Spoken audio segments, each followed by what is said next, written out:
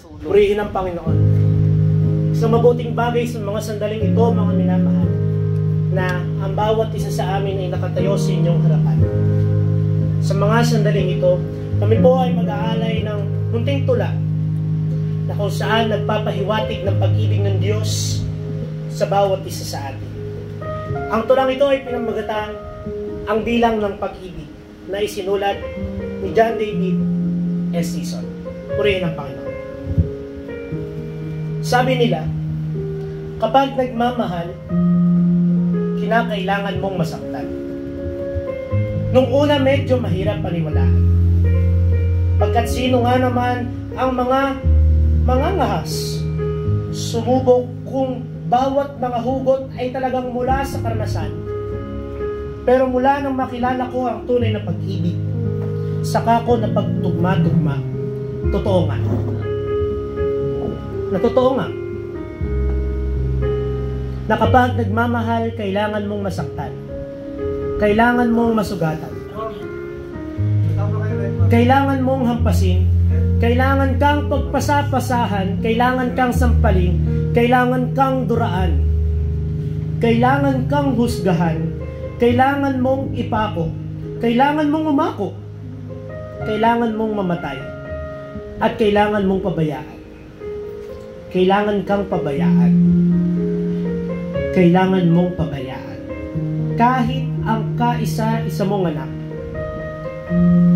Dahil kailangan niyang maganap ang lahat ng mga kailangan para matutunan mo ring magmahal ng tapat, sapagkat gayon na lamang ang pagsinta ng Diyos sa sanlibutan. Kaya't ibinigay niya ang kanyang bugtong na anak upang ang sino mang sa kanya'y sumampalataya ay huwag mapahamak, kundi magkaroon ng buhay na walang hanggan.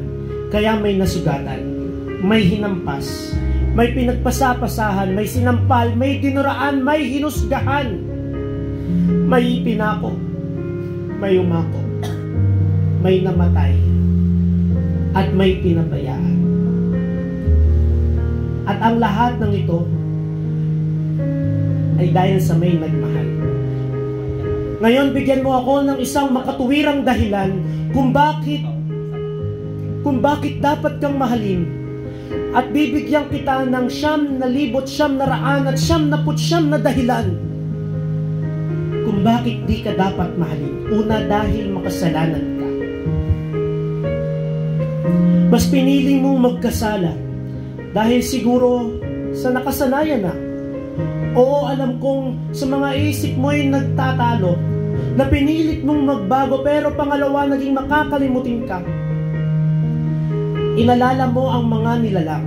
Inalala mo ang mga ginawa. Nalimutan mo ang siyang may lalang. Isinantabi mo ang siyang may gawa. Kaya pangatlo, gumawa ka ng sariling pangako. At doon mo lamang kayang magpapako. Na hindi dapat sa pang-apat na mas minahal mo ang iyong sarili. Wala ka nang nakitang mas maigi, kundi sa'yo at sa'yo lang, at wala nang iba. Kaya sa panglima, ikaw lang dapat, di ba? At siya na iyong binaliwala na, kahit ano pang sabihin ay di ka nagkiba, dahil ang tanging alam mo ay kaya mo na ang mag-isa.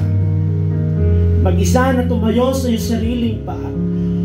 Lumayo ka, natutong gawin ang pasya, at nagbunga ng pagkakamali ay hindi mo inaamin. Kaya bago pa ako sisihin, eto na. Ang ika-anim, nagalit ka sa akin. Nawala na yung dating pagiging masayahin. Iniisip mo na laging ako ang dapat laging sisihin sa lahat, sapagkat hawak ko nga naman ang mundo, pero nakalimutan mong gumawa ka ng sarili mong mundo. Tinawag mo ang liwanag na ikaw mismo ang sumikat. Napahanga mo ang sarili mo sa iyong pagsusumikap, ni ayaw mo nang dumilat. Gumawa ka ng sariling definisyon ng mga bagay na mas pinili mong himiwalay.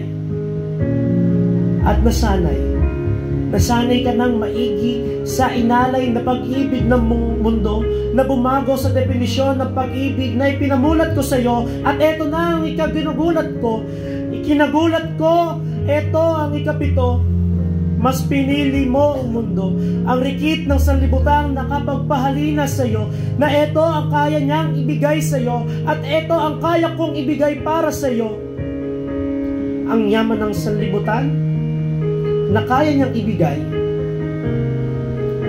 ang kasikatan, kaalwanan, ang kasiyahan, ang kasaganaan, ang luho na kayang ibigay ng mundo para sa iyo, samantalang ang akin na yung mga tiisin, ang mga hirap at pagbabata, na ang kapalit ay ang buong kaluwalhatian sa langit. Pero bakit mas pinili mo na laging magpaakit sa mundo kung ano ang kayang ibigay, at magsisilbi lamang anino ito sa rikit ng liwanag ko, ang koronang kayang ibigay ng sanlibutan na hindi maitatapat sa koronang ibinigay ko,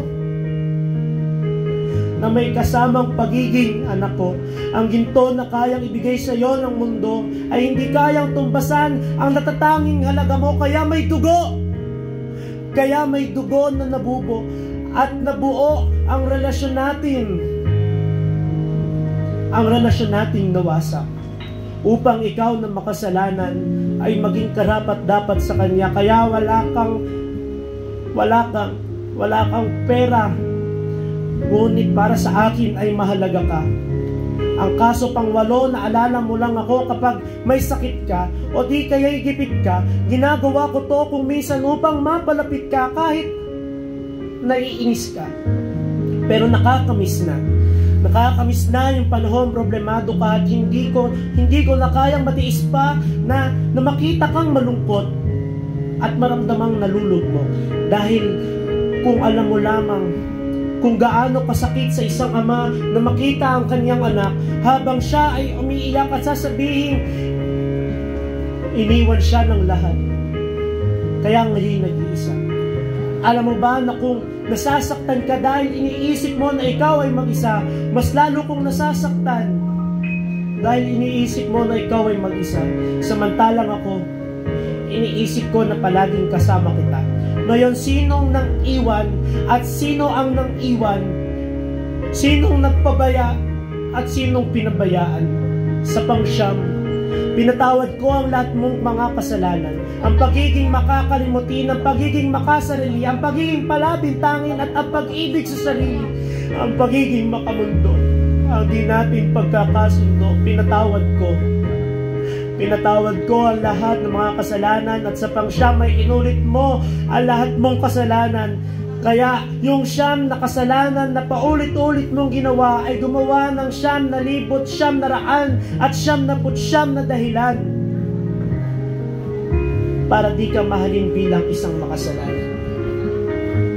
Pero eto, ang natitirang isang dahilan kung bakit dapat kang mahalin, at wala sa iyong katangian ang makikitang dahilan para ikaw ay mahalin, kundi nasa Kanya, dahil nagmamahal siya. Nagmamahal siya nang walang kung ano-anong rason at anumang kondisyon. Nagmamahal siya dahil nagmamahal siya. Hindi dahil sa karapat-dapat ka, kundi dahil sa mapagpatawad siya. Hindi sa iyong magagawa, kundi dahil yun sa biyaya. Hindi dahil sa marunong ka, kundi dahil sa tumulong siya. Hindi sa kaibig-ibig ka, kundi dahil sa umiibig siya. Nang walang pamantayan, walang kondisyon, walang pinagbabatayan, walang kung ano-anong rason, walang sukat na hangganan, yung walang limitasyon. Iniibig ka ng Diyos Ama dahil iniisip niya na kung magkakaroon ng pamantayan ng pag-ibig sa tao, walang sino man sa atin ang karapat-dapat nito. Kaya narito ang mensahe at tapat ang nagpasabi, mahal ka ng Diyos, o ikaw, huwag ka nang tumingin sa iba. Pagkat eto ang mahal kita, na hindi kayang iparanas ng iba. Eto ang mahal kita, na hindi bumubulag ng mata. Eto ang mahal kita, na hindi pinatunayan sa salita. Ito ang mahal kita, na pinatunayan niya ng gawa. Ito ang mahal kita, hindi tumitingin sa kanyuan. Ito ang mahal kita, na hahabol-habulin ka kahit pilitin mong layuan. Ito ang mahal kita na may kasamang mga pangako. Ito ang mahal kita na sa krus ng Kalbaryo ay nagpapako. Ito ang mahal kita na matagal mo nang hinahanap sa kanila. Ito na ang mahal kita na hindi ka iiwang mag-isa. Ito ang mahal kita na ulit-ulitin kong sabihin sa iyo, kahit ipagtabuyan mo pa. Ito ang mahal kita na hindi magsasawa sa iyo. Ito ang mahal kita na matagal-tagal ding pinangarap mo.